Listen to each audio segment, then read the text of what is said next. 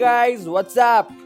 So after your good response on my previous video about the organic smokes, here I am with another video on the feedback of the organic smokes, which was promised in my previous video. So guys, here we have the organic smokes. I have bought another packet. So guys, I'm going to firstly show you the filter before the use and after the use. Secondly, I'm going to give you the feedback about the organic smokes, where all it is helpful. Thirdly and finally, I'm going to tell you what are the pros and cons of the organic smokes. So guys, firstly I'm going to show you the filter. Here you can see the filter. This is the unused filter. It is totally white in color, and here it is after the use.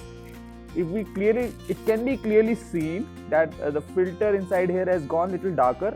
I will also show you the filter inside. So guys, if we take it out,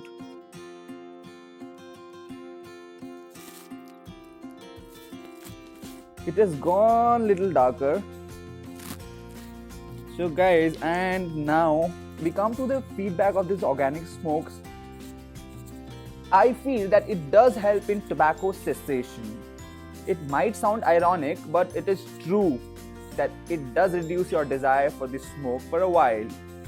And as far as this traditional value is concerned by the company, I do not stand with it, and I also don't have any claim against it, because the company must be claiming it only after the clinical test and all. So guys, as far as the pros and cons are concerned, firstly, it helps in tobacco cessation. Secondly, it does reduce the desire for the smoke for a while.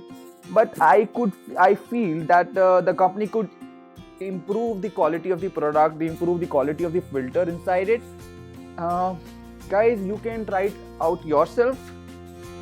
And if you really want to quit smoking or help anyone quit smoking, you can switch to organic. The dosage depends upon your level of addiction to smoking. So guys, don't panic, smoke organic. Yeah.